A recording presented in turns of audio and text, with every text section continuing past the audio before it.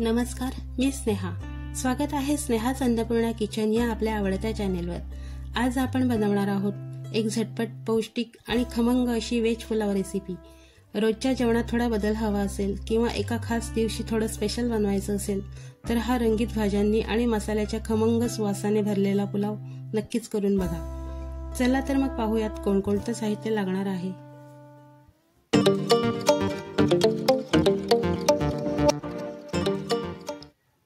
मी इथे तमालपत्र 2 घेतलेत, चक्री फूल 1, काळी मिरी 8 ते 9, दालचिनी छोटे तुकडे 4, हिरवी वेलची 4, लवंग 3, काजू बेदाणे 10-10, तळलेला कांदा अर्धा, दही 1 छोटी वाटी, आले लसूण हिरवी मिरची पेस्ट 1 चमचा, गरम मसाला 1 चमचा,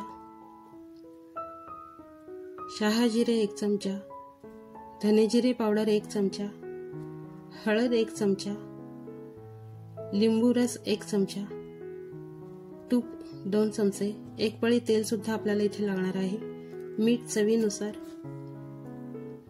फ्लावरचे तुरे 1 वाटी, मटारचे दाणे अर्धी वाटी, कांदा 1 उभा चिरून, पनीर 100 ग्रॅम साधारण तळून घेतलंय, फरसबी अर्धी वाटी, गाजर अर्धी वाटी,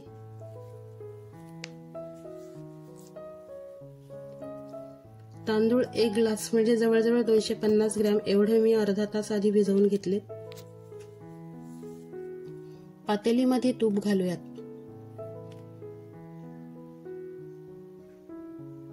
एक पळी तेल घालायचं, खडे मसाले घालायचे, शहाजिरे घालायचे, थोडं परतून घेऊयात म्हणजे मसाल्यांचं फ्लेवर तेलात उतरेल. आता काजू आणि बेदाणे घालूयात.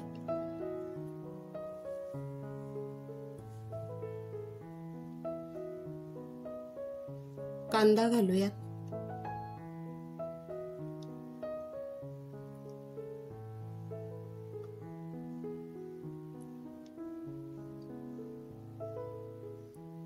मीठ घालायचं म्हणजे कांदा लवकर मऊ होईल.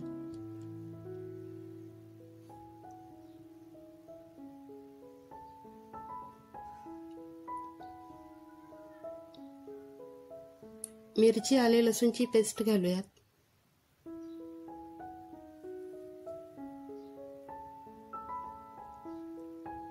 हे थोडं तेलात शिजवून घ्यायचं आहे आपल्याला.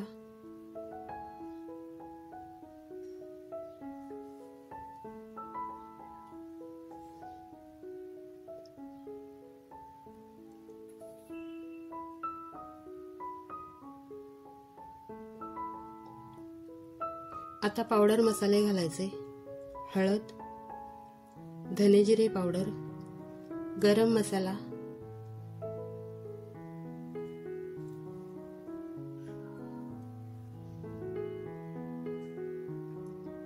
भाज्या घालूयात. फ्लावर, मटार, फरसबी, गाजर. आता थोडं परतून घेऊयात.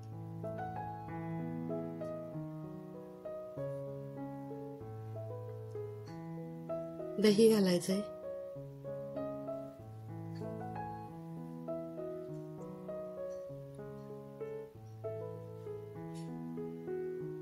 दही मिक्स करून घेऊयात.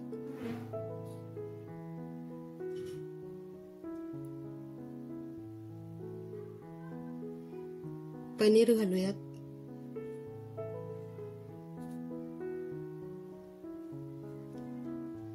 थोडं परतून घ्यायचं. आता 2 मिनिटांसाठी झाकण ठेवायचं आहे. कोथिंबीर बारीक करून घालूयात.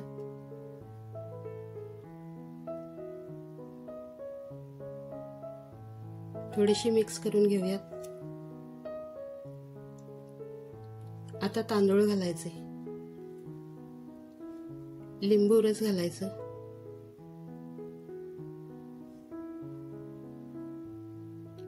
आता छान परतून घेऊयात. 2 मिनिटांसाठी आता झाकण ठेवायचं आहे.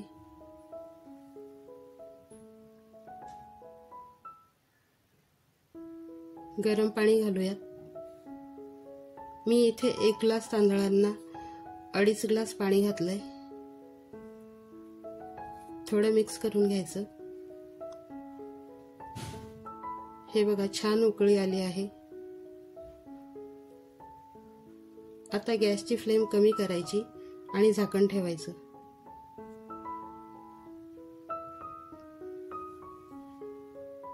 हे बघा आपल्याला 15 ते 20 मिनिटं एवढा वेळ इथे लागलेला आहे.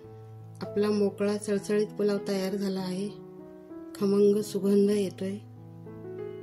चला आता सर्विंग बाउलमध्ये काढूयात. कधी शॉर्टकट पण वेगळं, चविष्ट आणि पौष्टिक करायचं असेल तर तुम्ही हे नक्कीच ट्राय करा. आवडल्यास मला कमेंटमध्ये सांगा. लाईक, शेअर, सबस्क्राईब करायला विसरू नका. चला तर मग लवकरच भेटू अशाच एका चवदार रेसिपी सोबत. तोपर्यंत धन्यवाद.